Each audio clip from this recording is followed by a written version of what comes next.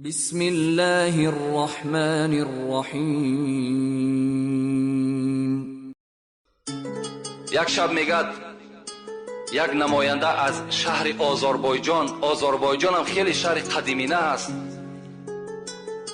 از نماینده های پادشاه عرب امون آذربایجان یک نمایندهش نزد حضرت عمر روان کرد. خدا ترسی را من بر شما میگم. وقتی میگه این نماینده آمد شهر مدینه در رسید، شب بود.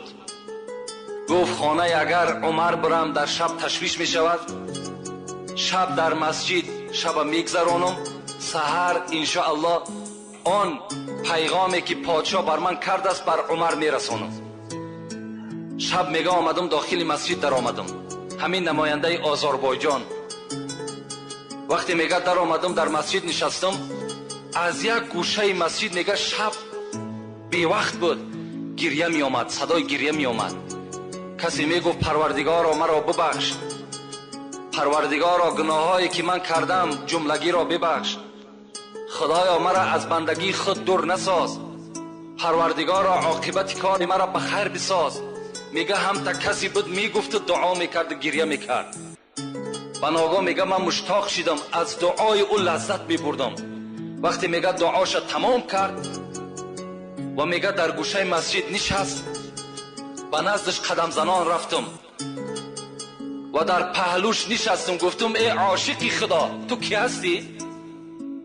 میگه حضرت به جانب من نگاه کرد، گفت من عمر ابن الخطاب هستم.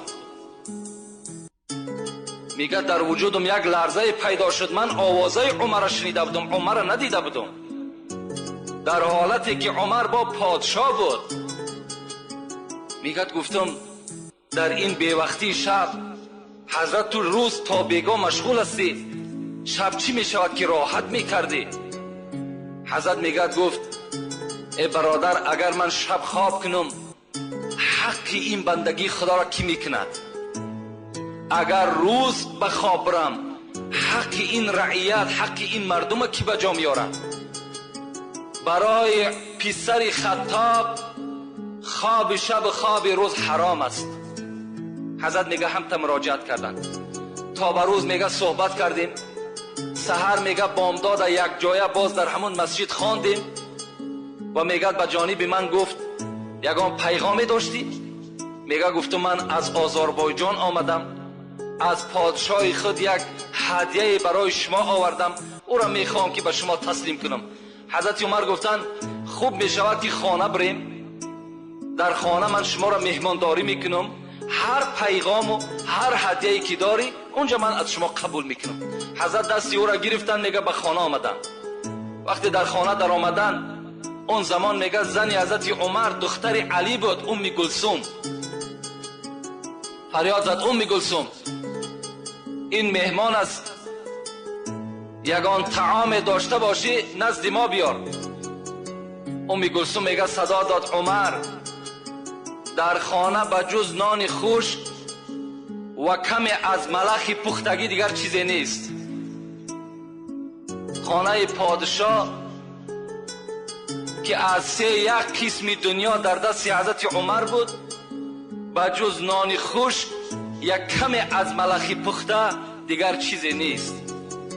در خانه پادشاه گوشت بریان نیست، در خانه پادشاه نان ملایم نیست، در خانه پادشاه یگان آش دمداختگی نیست، در خانه عمر پول نیست، مال نیست، در بانک ها پول ندارد.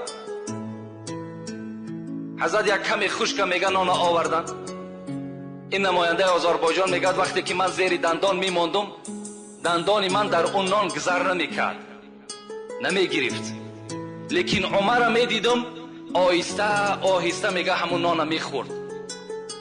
وقتی که بالایی که جای نشستم فقط زمین خالی بود، چیز پرتافتگی نبود. بعد از این میگه به جانب من گشت، گفت چی هدیه داری؟ میگه لطمه گشاده کردم، همون روی ما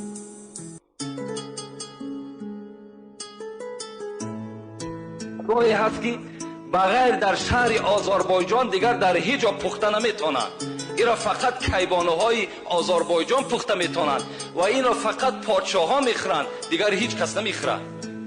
عمر میگه وقتی نگاه کردم از این سخنهای من چنان میگه پیشانی ها رگه هاش میخیست. میگفت فقط همین مقدار است؟ گفتم بله همین مقدار است. گفت فقرای مسلمانی که بیرون مدینه زندگی میکنن اونها را که حولا میتد؟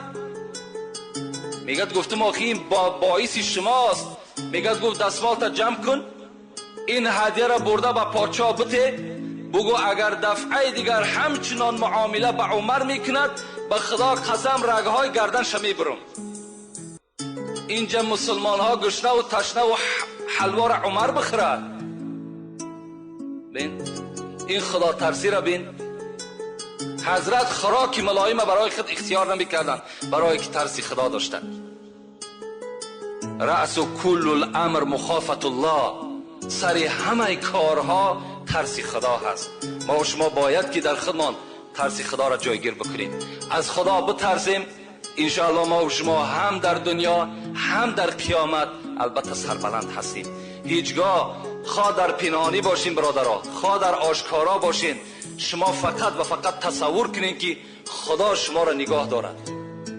خدا در نظاره شما هست. چگونه که پیغمبر میگه اعبد الله کانک تراه فان لم تکن تراه فانه یراک. خدا را چنان عبادت کن که همچنانی که او را دیده ایستاده ای، اگرچه او را نمیبینی او تو را میبیند. همچنان خدا را عبادت بکن. جمعه پیشین